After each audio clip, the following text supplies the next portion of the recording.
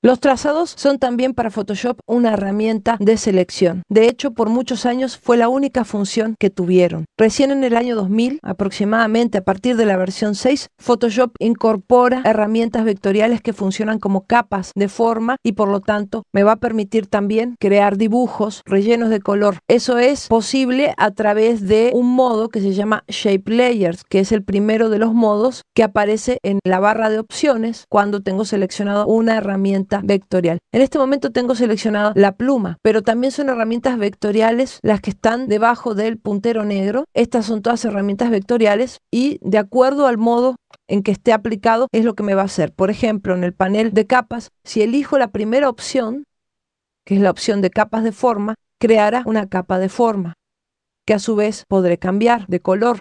Y también le puedo cambiar la forma porque es un vector. Si elijo la segunda opción, en realidad lo que hará simplemente es un trazado y no aparecerá en el panel de capas, pero sí en el panel de trazados.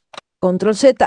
Si elijo la tercera opción, esta opción solamente pinta regiones de color, por lo tanto es como una herramienta de pintura porque es vectorial mientras está creando el trazado, pero al soltar el ratón se fija sobre los píxeles de la capa en la que esté. Así que en realidad de herramienta vectorial solo tiene el inicio, que puedo empezar con cualquier elemento de forma vectorial. Las herramientas vectoriales entonces permiten mucho trabajo en el diseño que anteriormente había que hacerlo en otros programas de dibujo. Por lo tanto, sí son importantes y realmente en un trabajo de fotomontaje se necesitan en el momento menos esperado. Entonces, los vectores de Photoshop también son herramientas que vas a utilizar con una cierta asiduidad. Con respecto a la pluma, si estoy en el modo de capas de forma, automáticamente se está creando una capa de forma con pintura en el panel de capas. También se está creando un trazado, pero ese trazado se identifica como máscara vectorial. Ya hablaremos también de eso. Vamos a tirar la capa.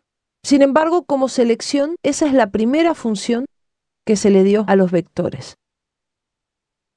Y al crearlo, lo que va a suceder es que se genera un trazado de trabajo. Ese trazado de trabajo luego lo puedo convertir en una selección. Eso es lo que hasta el día de hoy seguimos utilizando cuando se trata de seleccionar elementos muy definidos, muy regulares, que no quedarían tan bien si no se seleccionaran con la pluma. Y si aunamos que ahora tenemos una herramienta que se llama perfeccionar bordes, que puede dejarme muy bien ese borde, trabajando el contraste, el suavizado, cobran un nuevo sentido las herramientas vectoriales.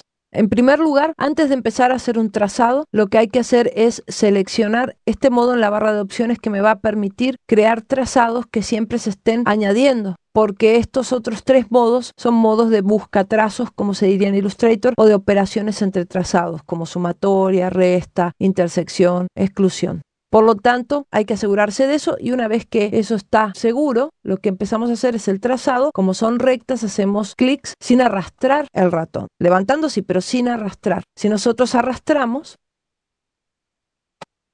vamos a crear curvas. Y estas son las famosas curvas de Bézier. Cuando vamos a cerrar una curva, si no presionamos ninguna tecla, Photoshop tiende a hacer continua la curva. Continua quiere decir que esa curva es como una palanca que sale del punto, a ambos lados del punto, y en realidad, del lado que la mueva, va a afectar a la otra palanca.